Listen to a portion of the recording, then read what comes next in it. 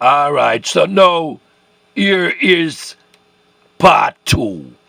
Listen. Because I say a reggae education for a healing of the nation. Alright? So listen up to what me I say. Listen. Alright. Here is the number one problem. You might not know this, but most of the brethren, them, including Bob, Peter, and Bonnie, by any standards, they died poor. Joe Higgs, Ry Wilson, the whole of them. By any musical standards of today, reggae is so massive. There is no reason why these brethren and their families should be suffering now from what should have been their rewards for the works that they have done and their creative ideas. Yes, there is no way they should be suffering, but the truth is, their music has been stolen and their catalogs. Practically all of the man them that come up. I mean, Harten, Zelis, Delray, Wilson, I mean, Glegan, Kogel, the whole of the man them. And the sister in them, Cherry, all of them never live to inherit the roots of their works. Have you ever wondered how come when you look through the list of Jamaican people from them days there, from our times there, who did certain works and the music out there, how come none of them not live to inherit it? None of them, and them families still a suffer. Have you ever looked through it of how Michael Jackson get killed off? How Peter Touch get killed off? How Junior Braithwaite get killed off? How a whole heap of man them get killed off? Why you think that happened? What was behind all of that? You notice, you no hear the murderers them. I go say anything about that. Those thieves who stole our music. Listen to what me I say. This is chapter 2.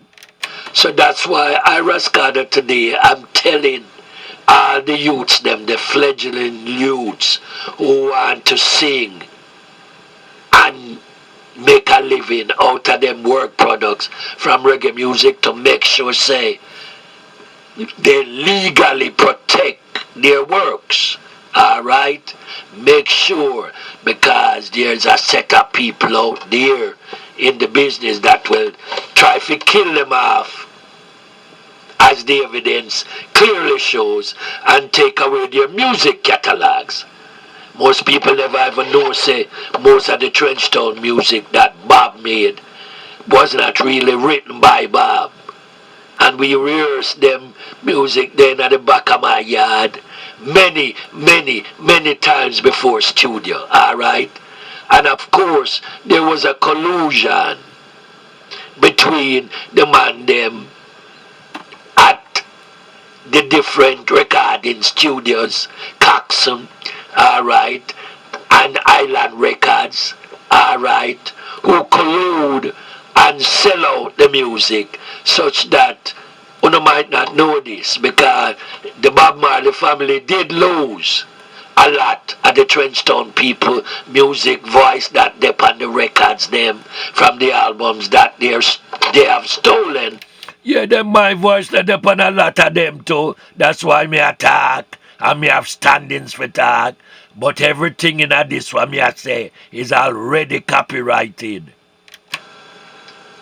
And now owned by Universal Music Group, BMG, UMG, alright?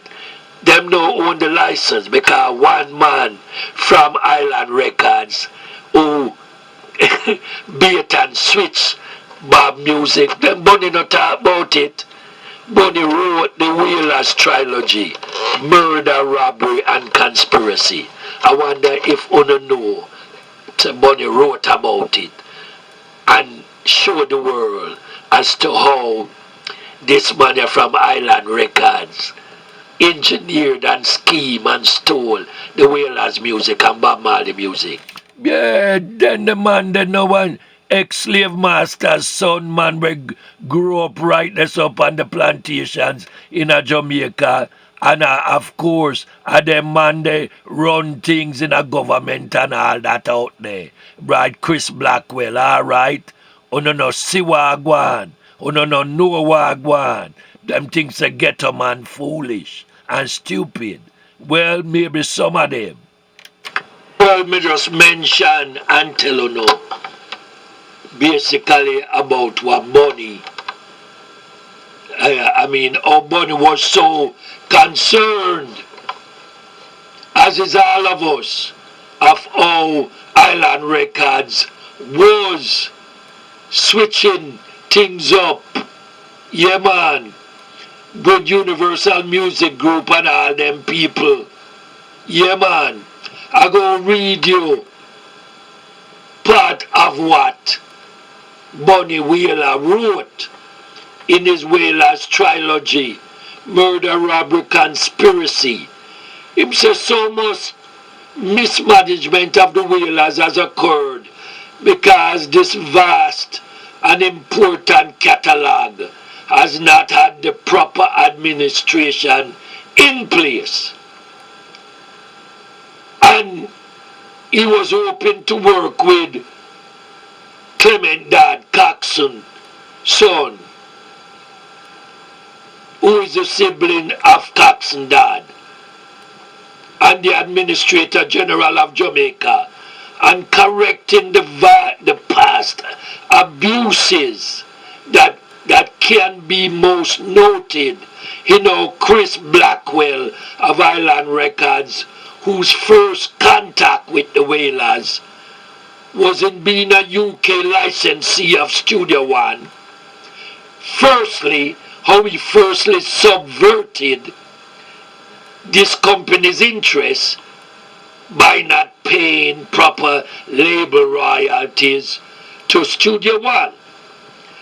Alright, so a bunny are telling us say Blackwell from Island Records should be paying Coxon at the time the royalties for them Wailers man they Bob Peter and Bunny to get for them due compensation. But him was never doing that. So when Coxon tell them whether Coxon thief it himself too in collusion with Chris Blackwell and all that kind of stuff, you see what I mean? That's what did a go on. The man them a sell the record and make money, send it to in England and all that and all over the world. And the man them will actually sing it and make it and write it. Now get nothing. So he subverted these and the Wailers joint ventured works with Leslie Kang and Lee Perry into Trojan Records, forming and personally designing the basis for the piracy of the Wailers recordings. Alright, which is now in the Guinness Book of Records as the most pirated catalog in the world. Alright, and Bunny went on to say that the interest, the Wailers work title interest from Robert Marley as a founding member of the Wailers and manipulated the Wailers title Bob Marley and the Wailers into Bob Marley as a solo performer.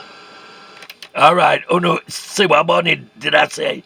Him change from Bob Marley and Peter and Bunny and change Bob Marley and register things up as Bob as a solo man, a solo performer with him, Chris Blackwell. You see what I mean?